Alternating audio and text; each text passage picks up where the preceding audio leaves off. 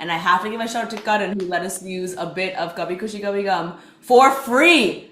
For free for this movie. In female-led projects that I've been a part of, it's just more open and collaborative and easy and comfortable. There's more care about the environment on set. So I directly messaged Ranveer to be like, there's a scene in my movie. Like, she's like, it's fine, don't worry, yeah, I give you approval. He's so chill, he's so cool. He's like, yeah, whatever you need, man, go off, do your thing. Anyone who knows Ranveer Singh even a little bit would be okay with the fact that he's in that scene. Hi, you know Lily Singh, right? Do you know she's in a movie right now? This film is called Doin It. It just came out in theaters in the United States of America. It premiered at South by Southwest Film Festival.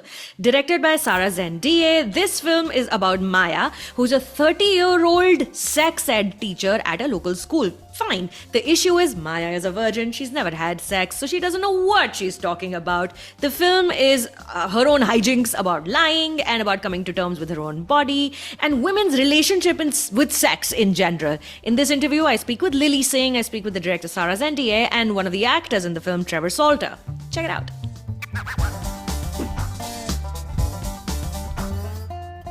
Hi, wonderful. It's really nice to see all of you guys. Congratulations on this film. Congratulations on the release. My first question, Sara, is to you.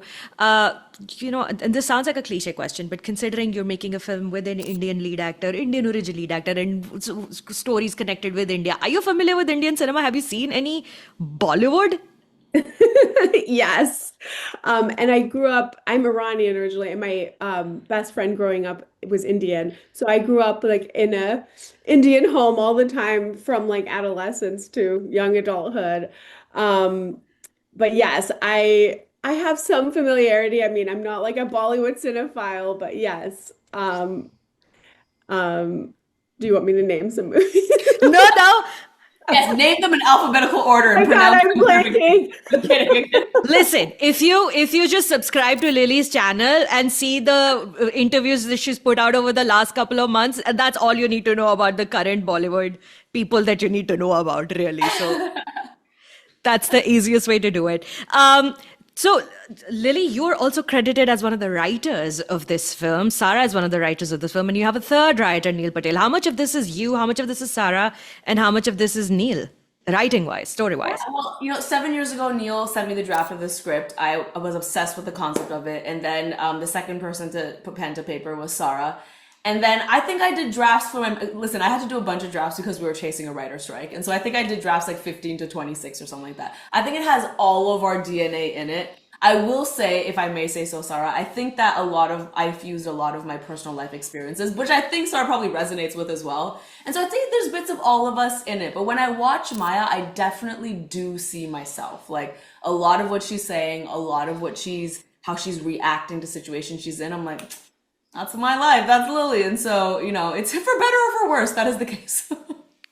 Trevor, now, hand to your heart. Secretly, were you hoping that there would be a dance number you would get to perform in this film with Lily? Hand on your heart. Like, honestly, is that why you signed on this movie? How did you know? My deepest regret. I can tell. Like, I can tell.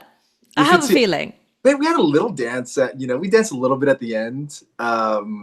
No, that would have been fun. Yeah, that would have been really fun. Maybe doing it too. Doing it the musical. We'll get it. They do a slow dance at the end. Yeah, we do. We dance a little bit at the prom scene. American high school style. Yeah. Like you have Lily Singh in your film. Like the setup is ripe for a big Bollywood dance sequence. But maybe yes. Cool. Next time. Doing It's the step-up version. Did you know about Ranveer Singh at all, Sara? All right, because Ranveer Singh makes an appearance in this film. He's on the wall of Lily's bedroom. Did you know about him, at least? I learned about him through Lily, and oddly enough, I share an agent with Ranveer Singh. Yes. Well, what's funny about that scene is, so we need to get like all this stuff cleared, right? And so I messaged Karan Johar, and I was like, I need a clearance from Ranveer Singh to use this poster, and he connected us on WhatsApp. And so I directly messaged Ranveer to be like, there's a scene in my movie and I was like ready to give him the context. He just didn't want the context. He's like, it's fine, don't worry, yeah, I give you approval. So I don't know if he actually knows the way his poster is used in the movie, But he's gonna find out. But he's gonna find out. So Ranveer, thank you for giving me a blanket clearance on your image for this movie. Anyone who knows Ranveer Singh even a little bit would be okay with the fact that he's in that scene, because everybody knows that Ranveer would be okay with the fact that he's in that so scene. chill. He's so cool. He's like, yeah, whatever you need, man. Go off, do your thing. It was amazing. He would have And I'll showed never up if you'd asked say- him to. For Karan, because I know I just brought him up. I have to point out that one of the hardest things about making a movie like this that has a lot of cultural references is clearances. And I have to give a shout out to Karan, who let us use a bit of Kabhi Khushi Kabhi Gum for free for this movie. And so I have to say it takes a whole village. Yeah. I mean, I asked this question to, the team that made The Nice Indian Boy as well. And they said the biggest budget was licensing Badtameez Dil for their film because it's so expensive to get Bollywood music. Lily, I wanted to briefly also talk to you about all the work that you're doing specifically for the South Asian community. You're Hyphenate is a whole new thing that you started recently. What made you think that this was the right moment to start a media network that was specifically focused towards South Asian creators? I think it's the right moment because I am in a place in my life where I have the bandwidth and the right resources to do something like that. When I started YouTube in 2010, I had no one to look to that looked like me, that really was doing it in a way where like they had all this expertise to give me. I was just making it up as I went along. I had very little resources. And so it's always been a desire to me to be like, how can I empower the next generation of South Asian storytellers? Because I'm a big proponent of storytellers looking diverse and sounding diverse. I think we need diverse stories. But I think now I'm in a point in my life where I'm like, I know the people and I have the resources and I have the expertise and I have the connections to actually do something like this. So it was less about timing externally, more in timing like, do I actually have the ability to do it right now? And I think right now I do.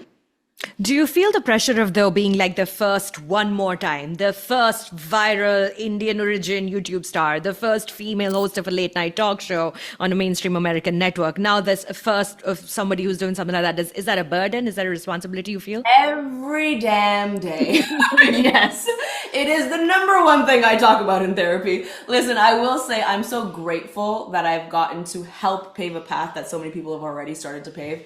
And I really think it's important work and I'm so happy to do it. But of course, it is very daunting to often be someone who's in an arena, not by yourself, but like has very few people to look to be like, someone help me, someone relate to me, someone tell me what to do, someone advise me. There's been so many times in my life where I've not had that person.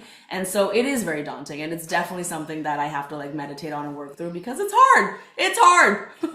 Well, listen, girl, someone's got to do it, and it'd rather be you than anyone else. Trevor, I do this little thing when I'm talking about cinema on my channel. I make it a point to celebrate stories about women that are told by women, because everybody tells stories and everybody should be able to tell stories. But when women get to tell women's stories, I feel like it adds a whole new layer of meaning to it. And I'm going to embarrass Sara a little bit because she's sitting right here, and we're talking about her to her face. But what is it like to work in a story, a comedy that has all these like various flavors helmed by a woman, which doesn't really happen. Women are not allowed to tell stories like this mostly.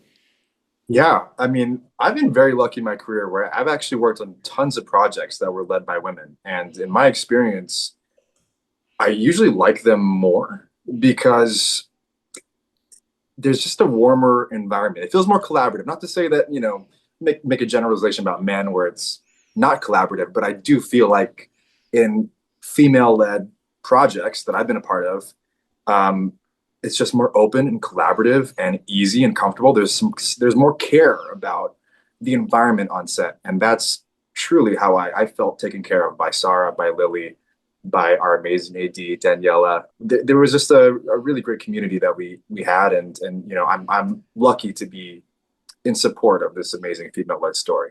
Well, that's a very nice, sweet answer. Sara, last question because I'm being told to wrap up. Are you planning on selling the auntie sweatshirts, and where can I buy one?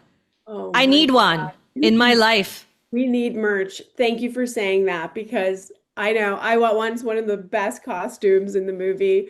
So good, so good. And I hope all the aunties come out opening weekend and support. Yes, I'll give you a pro tip of an Indian brand, nor black nor white, that is based in Bombay. They have a sweatshirt that says auntie on it.